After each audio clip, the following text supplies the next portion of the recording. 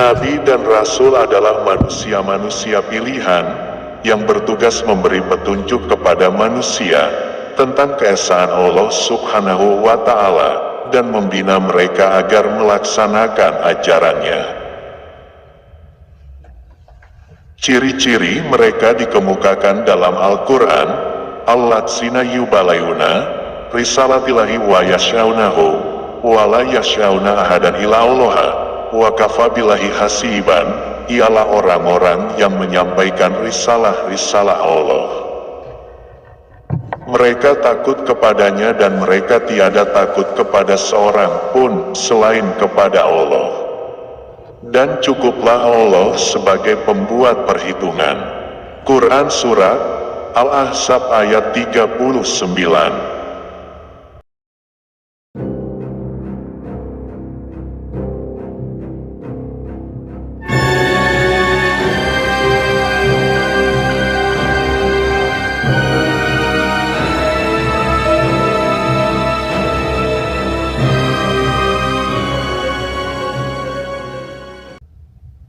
Assalamualaikum warahmatullahi wabarakatuh. Bismillahirrohmanirrohim. Alhamdulillahirabbil alamin. Asholatu wassalamu ala asyrofil anbiya wal mursalin. Allahumma sholli ala sayyidina wa maulana Muhammadin wa ala alihi wa sahbihi ajmain. Amma ba'du.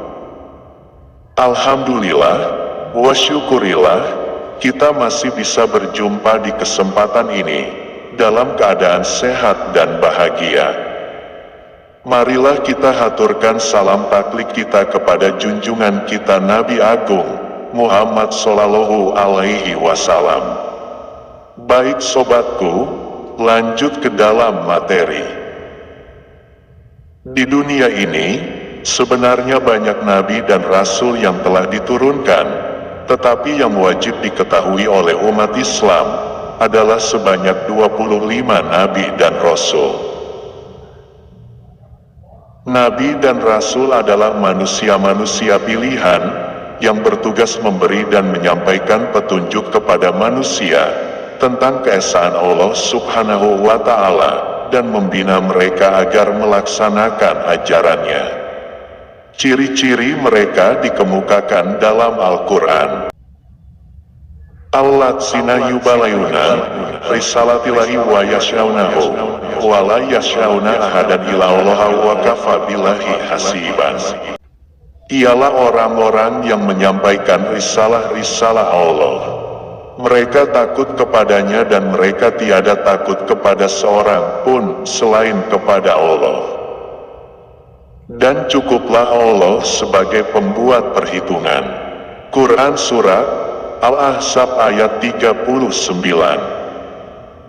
Perbedaan antara Nabi dan Rasul, yaitu seorang Nabi menerima wahyu dari Allah untuk dirinya sendiri, sedangkan Rasul menerima wahyu dari Allah yang harus disampaikan kepada seluruh umatnya.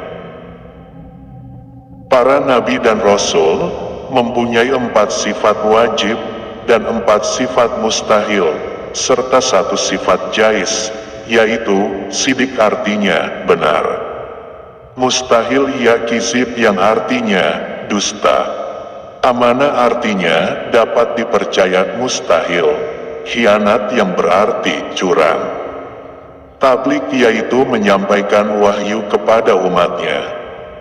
Mustahil, kitman artinya menyembunyikan wahyu.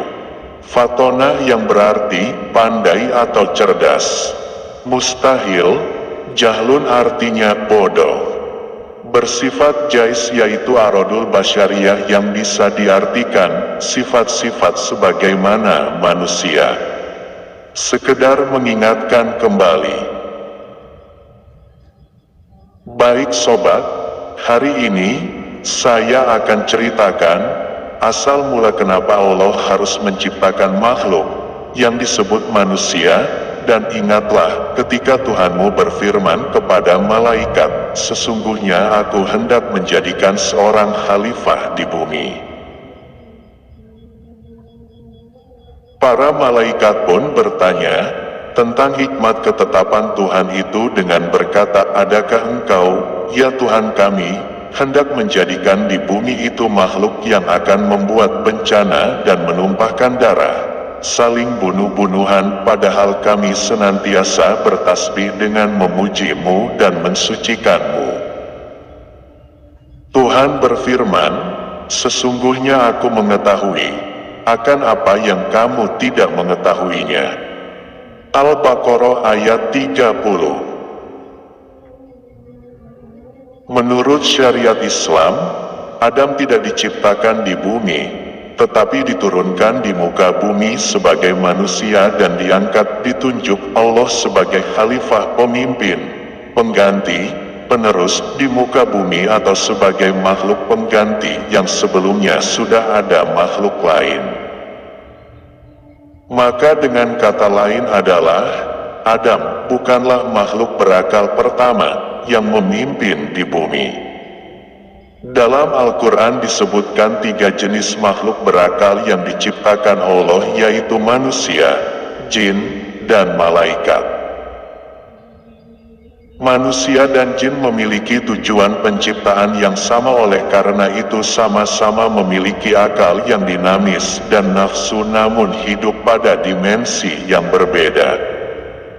Sedangkan malaikat hanya memiliki akal yang statis dan tidak memiliki nafsu karena tujuan penciptaannya sebagai pesuruh Allah.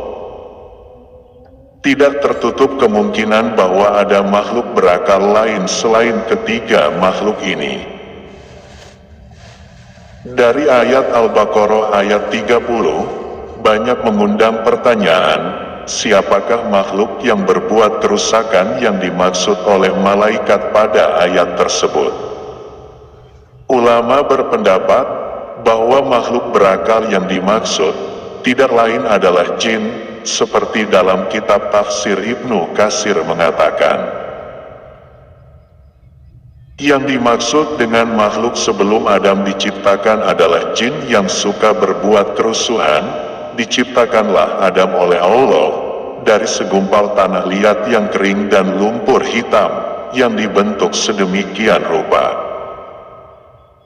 Setelah disempurnakan bentuknya, maka ditiupkanlah roh ke dalamnya, sehingga ia dapat bergerak dan menjadi manusia yang sempurna.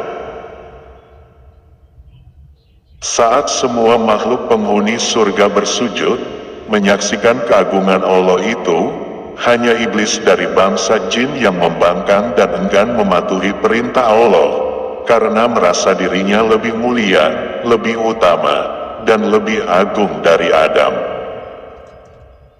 Hal itu disebabkan karena iblis merasa diciptakan dari unsur api, sedangkan Adam hanyalah dari tanah dan lumpur. Kebanggaan akan asal-usul menjadikannya sombong dan merasa enggan untuk bersujud menghormati Adam, seperti para makhluk surga yang lain. Karena kesombongannya itulah, maka Allah menghukum iblis dengan mengusirnya dari surga dan mengeluarkannya dari barisan para malaikat, disertai kutukan dan laknat yang akan melekat pada dirinya hingga hari kiamat kelak. Di samping itu, semua golongan jin telah ditetapkan sebagai penghuni neraka yang abadi. Iblis dengan sombong menerima hukuman itu, dan ia hanya memohon kepada Allah untuk diberi kehidupan yang kekal hingga kiamat. Allah memperkenankan permohonannya itu. Iblis mengancam akan menyesatkan Adam sehingga ia terusir dari surga. Ia juga bersumpah akan membujuk anak cucunya dari segala arah untuk meninggalkan jalan yang lurus dan menempuh jalan yang sesat bersamanya. Allah kemudian berfirman bahwa setan tidak akan sanggup menyesatkan hambanya yang beriman dengan sepenuh hati.